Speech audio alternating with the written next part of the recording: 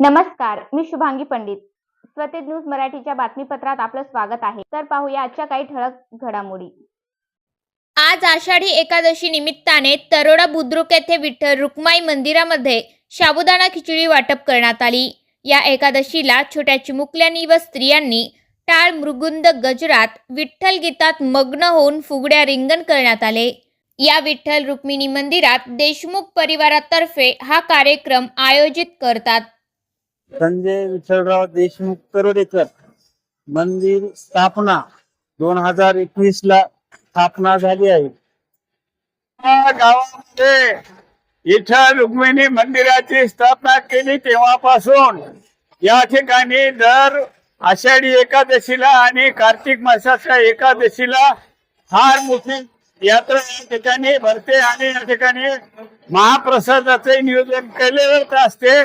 त्याशिवाय लहान लहान बालक मुलं गावातील नागरिक ज्येष्ठ महिला भगिनी हे सर्वच या कार्यक्रमामध्ये भाग घेऊन उत्सुकपणे हरिनामाची फुगडी खेळतात, भजन करतात, लेझीम खेळतात. अशा प्रकारचे नाविन्यपूर्ण अशा प्रकारचा उत्सव या ठिकाणी दरवर्षी या ठिकाणी साजरा होतो.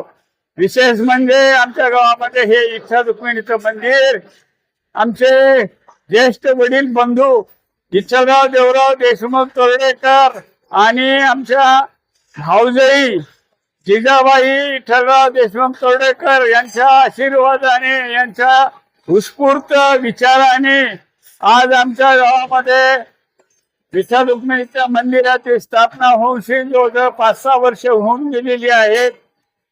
तेव्हा आम्ही त्यांच्या कुटुंबाला संजयराव देशमुख, सुभाषराव देशमुख आणि त्यांचे नाते जे असलेले जे लहान लहान बालक असतील, मुलं असतील, त्यांनाही देखील आमच्या सगळ्या आषाढी एकादशी निमित्त या कुटुंबाला उदंड अशा प्रकारचं आयुष्य देव आणि अशीच ईश्वर सेवा करण्याकरिता आमचा गाव, आमचे ज्येष्ठ नागरिक, त्याच्यामध्ये मी नारायणराव गुरुजी सुद्धा अतिशय सहभागीप्रमाणे या कार्यक्रमामध्ये भाग घेत असतो.